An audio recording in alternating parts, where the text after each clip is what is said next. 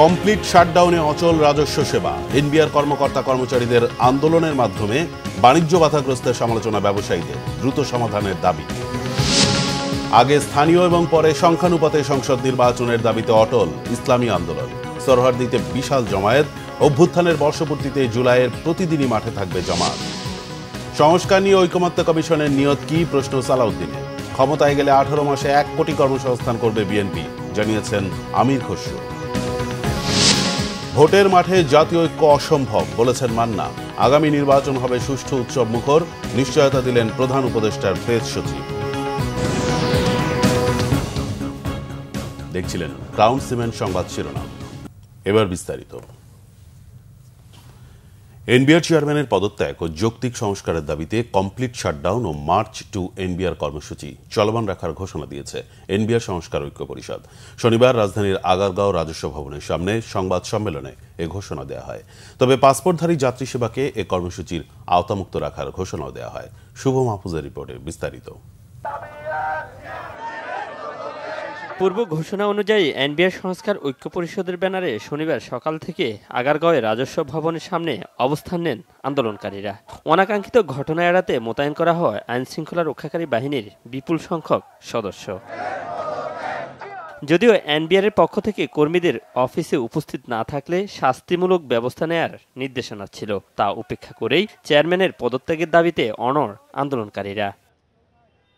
আমরা চাই এই চেয়ারম্যানের অপসারণ হওয়ার পরে আমাদের ট্যাক্স ডিভিশনটা সুন্দরভাবে সুশৃঙ্খলভাবে একটা কাঠামো হবে, ওখানে চলবে যেখানে সরকারের রাজস্ব আসবে এবং করদাতারা হয়রানি মুক্ত হবে। এনবিআর থেকে যে কোনো ধরনের মিটিংয়ে যেতে হলে আমাদের চেয়ারম্যানকে লাগবে, কিন্তু চেয়ারম্যান তো নিজেই আমাদেরকে আসলে সব বিষয় অপোজ করতেছেন, আমাদেরকে একসাথে বসতে দিচ্ছেন না, আমাদেরকে খসড়া কাজ করতে দিচ্ছেন না, আমাদেরকে মিটিং করতে দিচ্ছেন না। এই জন্য আমরা চাচ্ছি চেয়ারম্যান চলে যাক। বিকেল 3টা নাগাদ রাজস্ব ভবনের সামনে এনবিআর সংস্কার ঐক্য পরিষদের ব্যানারে সংবাদ সম্মেলনে দাবি আদায়ে অনড় থাকার কথা জানান ঐক্য পরিষদের নেতারা। পলাতক আওয়ামী ফ্যাসিস্ট সরকারের এজেন্ডা বাস্তবায়নকারী যে 44 জন আমরা তালিকা করা হয়েছে, তার মধ্যে তিনি এনবিআর এর বর্তমান চেয়ারম্যান 3 নম্বরে রয়েছেন। সুতরাং সংস্কার প্রক্রিয়াকে বাধাগ্রস্ত করে তিনি অস্থিতিশীল পরিস্থিতি সৃষ্টির অপচেষ্টা করবেন, এটাই স্বাভাবিক।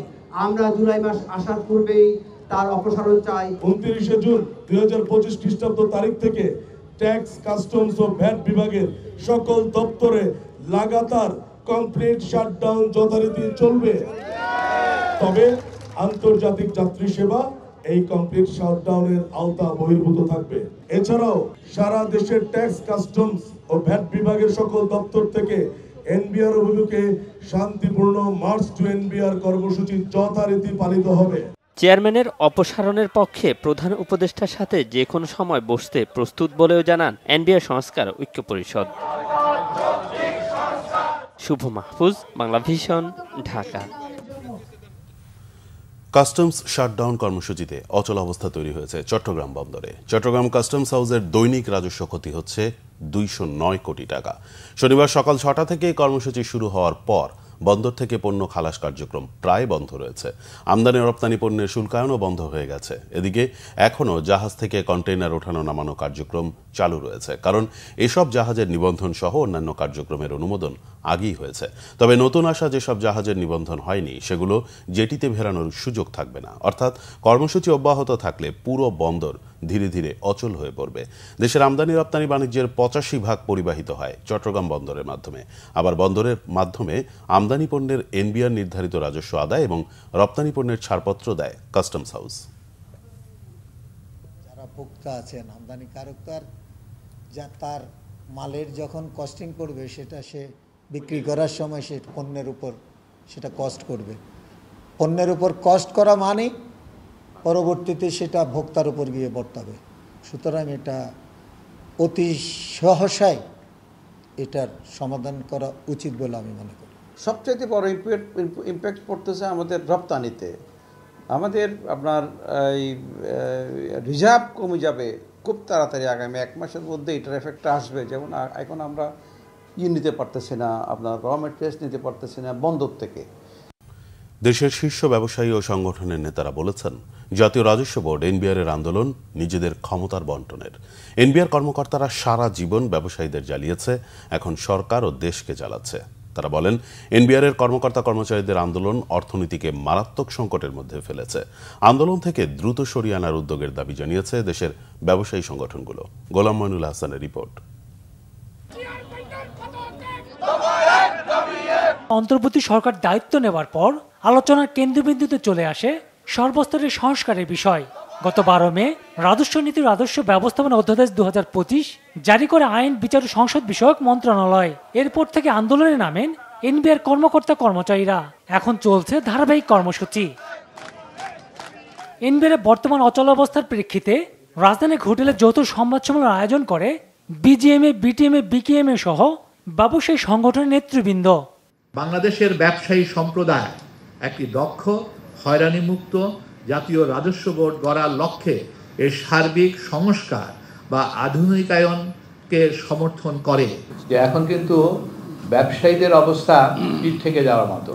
যারা ম্যানুফ্যাকচারিং সেক্টরে আছে তারা কিন্তু আর নিঃশ্বাস নিতে পারছে না। শ্রমিক আন্দোলনের মতো এনবিআর কর্মকর্তা কর্মচারীরা আন্দোলন করতে পারেন কিনা সে প্রশ্ন ওঠে সংবাদ সম্মেলনে। এত লম্বা সময় পর্যন্ত এই ইকোনমির, অর্থনীতির একটি লাইফলাইন বন্ধ থাকতে পারে, এটা হতে পারে না। This cannot be accepted. এবং ওনাদেরকে with due respect to all the members of the NBR, members মানে all the staff, everybody included, তারা দে ক্যানট এজিটেট। শ্রমিক আন্দোলনের মতো এই ধরনের ইয়েতে এজিটেট করতে পারে না। আমরা সবসময় এনবিআর বলেন, কাস্টমস বলেন, এদের সাথে সুসম্পর্ক রেখেই ব্যবসাটা পরিচালনা করার চেষ্টা করি। কারণ বাস্তবতা হলো যে আমরা তাদের কাছে জিম্মি। আজকে যেটা আপনারা লক্ষ্য করছেন এটা কিছুই না, এটা অ্যাকচুয়ালি ক্ষমতার একটা বন্টন নিয়ে ঝগড়া হচ্ছে, টাকা পয়সার বন্টন নিয়ে ঝগড়া হচ্ছে। মাঝপথে আমরা হচ্ছে বিপদগ্রস্ত। এরা সারা জীবন আমাদেরকে জ্বালাইছে, এখন সরকারকে জ্বালাইতেছে, এখন পুরো জাতিকে জ্বালাবে। এনবিআর আন্দোলনে ব্যবসায়ী সমাজের ইন্ধন রয়েছে, অর্থ উপদেষ্টা অভিযোগের জবাব দেন বিজিএমএ সভাপতি। এমন কোনো ফেডারেশন এবং ব্যবসায়ী সমাজ নাই, সবাই আমরা এখানে বসেছি এটা সমাধান করার জন্য। আমরা চাই সংস্কার, আমরা চাই দেশে যেন সবাই আইন মেনে চলে এবং দুর্নীতি কমে আসে। এটাই হলো আমাদের স্ট্যান্ড। এনবিআর আন্দোলন শুধু অর্থনীতির ক্ষতি নয়, বিদেশিদের কাছে বড় ধরনের সংকট তৈরি করছে বলেন ব্যবসায়ী নেতারা। আমরা কি সিগন্যাল দিচ্ছি যে একটা দেশে পুরো কাস্টমস বন্ধ হয়ে যেতে পারে? গোলাম মইনুল হাসান, বাংলা ভিশন, ঢাকা। অতীতে সংবিধান মেনেই স্বৈরাচার তৈরি হয়েছে, তাই ইসলামী আন্দোলন সংবিধান সংস্কারের বিষয়ে আপোষহীন বলে জানিয়েছেন দলের আমির সৈয়দ মোহাম্মদ রেজাউল করিম। শনিবার সরোয়ার্দী উদ্যানে মহাসমাবেশে তিনি আগে স্থানীয় সরকার নির্বাচন এবং পরে সংখ্যানুপাতিক পদ্ধতিতে জাতীয় সংসদ নির্বাচনের দাবি জানান। প্রয়োজনে গণভোটের আয়োজনেরও দাবি করেন তিনি। মহাসমাবেশে যোগ দিয়ে বিভিন্ন রাজনৈতিক দলের নেতারা জানান, 24-এর গণ অভ্যুত্থানের সব শক্তি এক থাকলে দেশে আর কোনো স্বৈরাচার মাথাচাড়া দিয়ে উঠতে পারবে না। বিস্তারিত মোবাশ্বের আহমদের রিপোর্টে, ক্যামেরায় ছিলেন রাশেদুল ইসলাম বাবুল। সংস্কার, গণহত্যার বিচার ও পিআর পদ্ধতিতে সুষ্ঠু ও নিরপেক্ষ নির্বাচনের দাবিতে সোহরাওয়ার্দী উদ্যানে মহাসমাবেশের আয়োজন করে ইসলামী আন্দোলন বাংলাদেশ। দেশের বিভিন্ন জেলা থেকে আগত হাজার হাজার নেতাকর্মীর উপস্থিতিতে কানায় কানায় পূর্ণ ছিল পুরো সোহরাওয়ার্দী উদ্যান।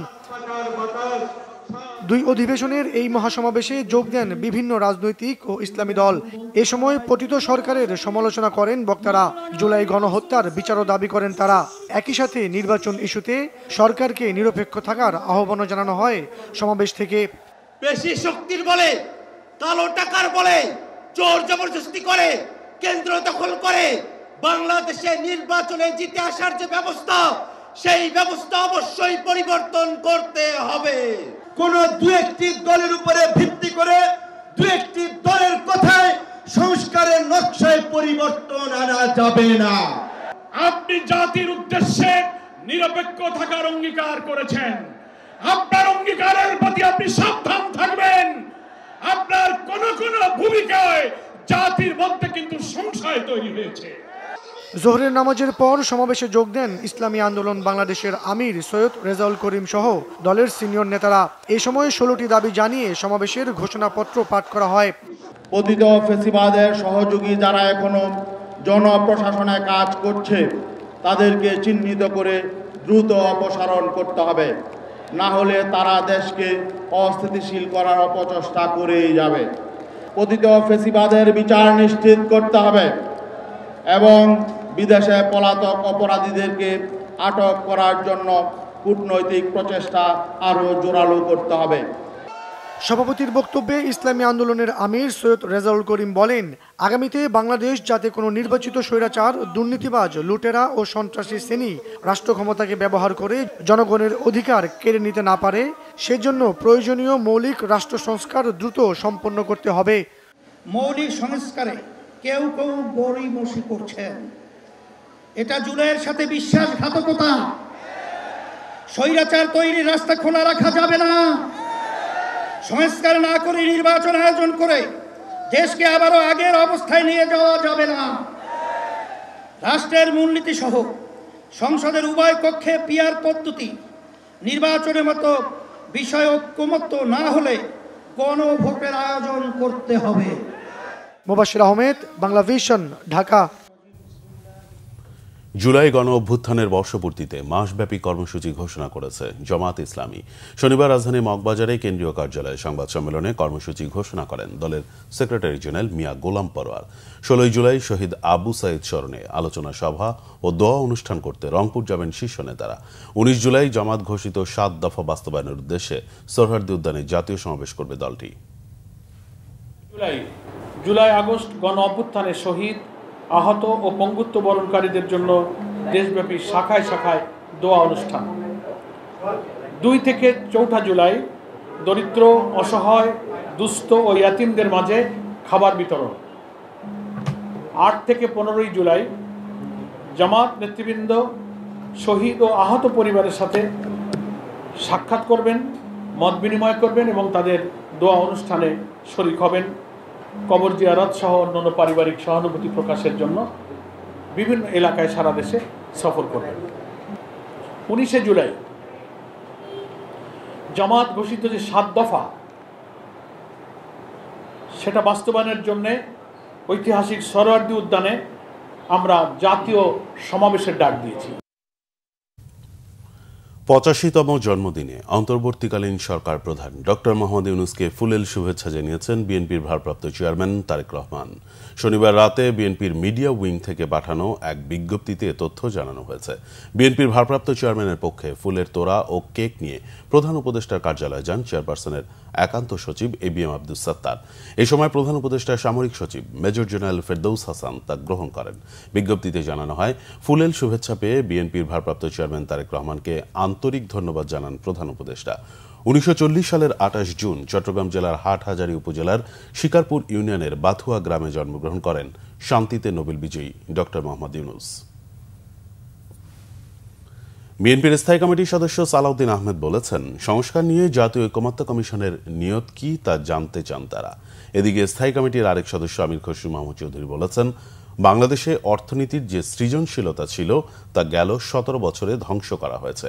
ব্যবসাকে রাজনীতির বাইরে রাখতে হবে এবং ফ্যাসিস্ট মুক্ত করতে হবে। আহমেদ সরওয়ারের রিপোর্ট।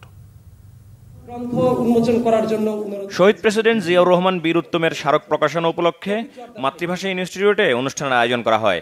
এতে বিএনপি স্থায়ী কমিটির সদস্য সালাউদ্দিন আহমেদ দলের প্রতিষ্ঠাতা শহীদ রাষ্ট্রপতি জিয়াউর রহমানের কর্মময় জীবনের উপর আলোকপাত করেন। তিনি বলেন, সংস্কার শুরু হয়েছে শহীদ জিয়ার হাত ধরেই, এটি চলমান প্রক্রিয়া। সংস্কার এখন এমন অবস্থা হয়েছে, আমি মাননীয় উপদেষ্টাকে বলছিলেন একটা কবিতাই লিখে দিলাম, এই সংস্কার তোমাকে পাওয়ার জন্য। আর কতকাল আলাপ আলোচনা করিলে খানা পিনা খাইলে সংস্কার পাবে। জাতীয় ঐকমত্য কমিশনের নিয়ত কি? সবাইকে জাতীয় ঐকমত্য কমিশনের প্রস্তাব মেনে নিতে হবে। এই যদি নিয়ত হয় তাহলে কি ঐকমত্য হবে? আমরা আলোচনা করছি, কাছাকাছি আসছি, জাতির জন্য যেটা মঙ্গল হবে সেটা আমরা ধারণ করছি। এভাবেই আমরা সংস্কারের মধ্য দিয়ে এগিয়ে যাব এবং এই সংস্কার তো আজকেই শেষ হবে না। এদিকে বিএনপি স্থায়ী কমিটির আরেক সদস্য আমির খসরু মাহমুদ চৌধুরী সিলেটের মেন্দিবাগ বিজনেস ডায়ালগ অনুষ্ঠানে বলেন, আগের মতো রাজনীতি করলে আর হবে না, এদেশের মানুষের মন মানসিকতা পরিবর্তন হয়েছে। ক্ষমতায় আসলে 18 মাসে 1 কোটি মানুষের কর্মসংস্থানের কার্যক্রম হাতে নেওয়া হবে বলেও আশ্বাস দেন বিএনপির নেতা। 18 মাসে 1 কোটি লোকের চাকরি, এটা কিন্তু অনেক বড় টার্গেট, কিন্তু আমরা টার্গেটটা দিয়ে বসে না, এই টার্গেট পূরণ করার জন্য কোথায় কোথায় আমরা চাকরি হবে সেটা আমরা সিদ্ধান্ত নিয়েছি। আমরা সিদ্ধান্ত নিয়েছি জিডিপির 5% করে স্বাস্থ্য খাতে, শিক্ষা খাতে আমরা ব্যয় করব। এত বড় সাহস নিয়ে কেউ কোনোদিন প্রোগ্রাম করেনি। অর্থাৎ ইউনিভার্সাল হেলথ কেয়ার, প্রত্যেকটা মানুষের হেলথ কেয়ারের অধিকার আমাকে দিতে হবে। গণ অভ্যুত্থান 2024 উপলক্ষে বিএনপি ঘোষিত 36 দিনের কর্মসূচি বাস্তবায়নের জন্য চীনমৈত্রী সম্মেলন কেন্দ্র পরিদর্শন করে বিএনপির একটি প্রতিনিধি দল। এ সময় প্রয়োজনীয় সংস্কার শেষে দ্রুত নির্বাচন বাস্তবায়নের তাগিদ দিয়ে বিএনপির সিনিয়র যুগ্ম মহাসচিব রুহুল কবির রিজভী বলেন, গণতান্ত্রিক সরকার ক্ষমতা এলে দেশের উন্নয়ন ও অগ্রগতি বাড়বে। আমরা এখন আরেকটি সংকটের মধ্যে পড়েছি, আমাদের অর্থনৈতিক সংকট আছে, সামাজিক সংকট আছে, নানা ধরনের মব কালচারের কথা শোনা যাচ্ছে। এগুলোর থেকে গোটা জাতিকে আমাদেরকে মুক্ত করতে হবে। আমাদের যারা জনপ্রতিনিধি হবেন আগামীতে, তাদের প্রতিটি পদে পদে যাতে জবাবদিহিতে থাকে, সেই গণতন্ত্র নিশ্চিত আমাদের করতে হবে। এখানে একজন ব্যক্তি ক্ষমতাশালী হলেন, কেউ এমপি হয়ে গেলেন, কেউ জনপ্রতিনিধি হয়ে সে এলাকার গডফাদার হয়ে গেলেন, শেখ হাসিনার আমলে যেটা হয়েছে, আমরা সেই পরিস্থিতি তৈরি হবে না। এ সময় রুহুল কবির রিজভী বলেন, বিগত দিনের মতো গডফাদার তৈরি চায় না বিএনপি, তাই সব ক্ষেত্রে জবাবদিহিতা নিশ্চিতের কথা জানান তিনি। আহমেদ সরোয়ার, বাংলা ভিশন, ঢাকা। নাগরিক ঐক্যের সভাপতি মাহমুদুর রহমান মান্না বলেছেন, নির্বাচনের ক্ষেত্রে কোনো জাতীয় ঐক্য নেই, হতে পারে না। রাজনৈতিক মাঠে একজন আরেকজনের প্রতিদ্বন্দ্বী। বর্তমানে যারা দেশ চালাচ্ছেন তারা শুধু ঐক্যের কথা বলছেন, যা আদৌ সম্ভব নয়। একসময় বিএনপি জামাত ঐক্য ছিল, কিন্তু তারা এখন প্রতিদ্বন্দ্বী।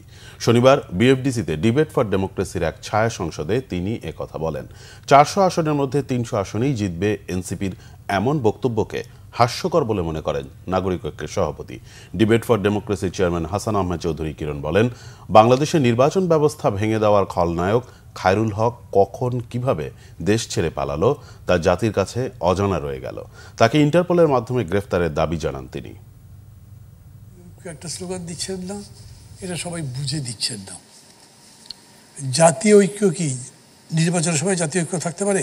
আমাকে একটা ইথিক্স বাঁধতে হবে ইলেকশনের বা গণতন্ত্রের নীতি, যে আমি তাকে বিলো দ্য বেল্ট হিট করবো না। এটা নির্বাচন কমিশন ঠিক করে দেবে আমি কতদূর কথা বলতে পারবো, এবং সেইভাবে তার সমালোচনা করে তাকে ধরাশায়ী করতে হবে। আবার এইখানে ঐক্যের কথা বললে তো হবে না। বিএনপি আর জামাত অনেক দোস্তি ছিল না, হঠাৎ কোনো কারণ দেখানো ছাড়াই আলাদা হয়ে গেছে। বিএনপি 1 নম্বর পার্টি, 2 নম্বর বা বিরোধী দল তো আমাকে হতে হবে, তাহলে ওর সাথে ঐক্য থাকলে আমি তো বিরোধী দল হতে পারবো না। আমার ব্যাখ্যা, কিন্তু ওনারা বলেননি। অতএব জামাত তার সাথে মিলে নির্বাচন করবে না। আগামী নির্বাচন সুষ্ঠু উৎসব মুখর পরিবেশে অনুষ্ঠিত হবে বলে জানিয়েছেন প্রধান উপদেষ্টার প্রেস সচিব শফিকুল আলম। শনিবার বিকেলে খুলনা জেলা প্রশাসকের সম্মেলন কক্ষে সাংবাদিকদের সাথে মতবিনিময় সভায় তিনি একথা বলেন। শফিকুল আলম বলেন, প্রধান উপদেষ্টার সাথে প্রধান নির্বাচন কমিশনারের দেখা করার বিষয়টি ছিল সৌজন্য সাক্ষাৎ। বলেন, খুলনায় দক্ষ জনবল নির্ভর ইন্ডাস্ট্রি ও বন্ধ জুট মিল চালুর ক্ষেত্রে সরকারের মনোভাব ইতিবাচক। ইলেকশন যাতে ফ্রি ফেয়ার হয় সেজন্য যেই কয়টা কাজ করা হচ্ছে তার মধ্যে সবচেয়ে ইম্পর্টেন্ট ছিল যে ইলেকশন কমিশনের জন্য আমরা একটা রিফর্ম কমিটি করেছিলাম। আমরা চাই বাংলাদেশে একটা ডেমোক্রেটিক ট্রানজিশন হোক, জনগণের ম্যান্ডেটে যারা ইলেকশনে জিতবে তারাই এসে ক্ষমতা গ্রহণ করুক। জাতীয় নাগরিক কমিটি এনসিপি সরকার গঠন করতে পারলে গত 15 বছরে আর্থিক খাতে লুটতরাজকারীদের বিচারের আওতায় আনা হবে বলে জানিয়েছেন দলটির মুখ্য সমন্বয়ক নাসিরউদ্দিন পাটোয়ারি। শনিবার রাজধানীর ইনস্টিটিউশন অব ডিপ্লোমা ইঞ্জিনিয়ার্স মিলনায়তনে ন্যাশনাল এসএমই অ্যাসোসিয়েশন আয়োজিত আলোচনা সভায় কথা বলেন তিনি। ক্ষমতায় গিয়ে নরম চেয়ারে বসে বড় বড় কথা না বলে তরুণ প্রজন্মের জন্য কাজ করার আহ্বান জানান তিনি। এ সময় 71 টিভি সাংবাদিককে নিয়ে দেয়া বক্তব্যের জন্য ক্ষমা চান এনসিপির এই নেতা। এ সময় এনসিপির অন্যান্য বক্তারা বলেন, বিগত সময়ে অল্প কিছু মানুষের কাছে ব্যবসা কুক্ষিগত ছিল। রাজনৈতিক দলগুলোর ছত্রছায়ায় বিজনেস মাফিয়া তৈরি হয়েছিল বলেও জানান তারা। আমরা শাসকের ভূমিকা অবতীর্ণ হব না। আমরা যেখানে শোষণের মধ্য নিয়ে নতুন শাসন ব্যবস্থা কায়েম করতে চাই বাংলাদেশে, আমরা জনগণের সেবক হিসাবে কাজ করব, জনগণের মধ্য দিয়ে গিয়ে কাজ করব এবং জনগণের যেই আকাঙ্ক্ষা, সেই আকাঙ্ক্ষাটা রাষ্ট্রীয় জায়গা থেকে সকল জায়গায় আমরা বাস্তবায়নের জন্য আমাদের জাতীয় নাগরিক পার্টির পক্ষ থেকে ইনশাআল্লাহ আমাদের কাজগুলো চলমান থাকবে। যুক্তরাষ্ট্রের নিউ ইয়র্ক সিটির নির্বাচনে মেয়র প্রার্থী হিসেবে ডেমোক্র্যাট দলের প্রাইমারিতে মুসলিম জহরান মামদানি বিজয়ী হওয়ায় আনন্দিত প্রবাসী বাংলাদেশি সহ নিউ ইয়র্কে বসবাসরত মুসলমানরা। 24 জুন মধ্যরাতে ফলাফল ঘোষণার পর নিউ ইয়র্কের হাজার হাজার প্রবাসী বাংলাদেশি আনন্দ উৎসব করে। শহরের জ্যাকসন হাইটস, ব্রঙ্কসের পার্কচেস্টার ও ব্রুকলিনের চার্চ ম্যাকডোনাল্ড ও জ্যামাইকা এলাকায় আনন্দ মিছিল বের করে তারা। এ সময় জোহরান মামদানি সমর্থকরা নেচে গিয়ে আনন্দ ভাগাভাগি করে নেন। ডেমোক্রেটিক প্রাইমারিতে দলের অপর শক্তিশালী প্রার্থী নিউ ইয়র্কের সাবেক গভর্নর এন্ড্রু কুমোকে পরাজিত করেন মামদানি। আগামী 5 নভেম্বর সাধারণ নির্বাচনে মামদানিকে লড়তে হবে স্বতন্ত্র প্রার্থী ও বর্তমান মেয়র এরিক অ্যাডামস ও রিপাবলিকান প্রার্থী কার্টিস স্লিওয়ারের বিরুদ্ধে। এক প্রতিক্রিয়ায় জোহরান মামদানি বলেন, মেয়র পদে নির্বাচিত হলে তিনি সাউথ এশিয়ান, বিশেষ করে বাংলাদেশি কমিউনিটির শ্রম ও মেধার যথাযথ মূল্যায়ন করবেন। So many Bangladeshi New Yorkers, of whom there are more than 100,000 here in this city, that they want to be treated with equality, they want to be treated with respect. And so often they find that whether it's applying for a job or it's applying for a contract, that it depends more on who you know than what you know. And I am going to bring back an expectation of merit, of fairness, back to the way in which we run our city government. And that's what Bangladeshi New Yorkers deserve. That's what every New Yorker deserves. So that Muslim New Yorkers have the same opportunities as any other New Yorker. এবার খেলার সংবাদ।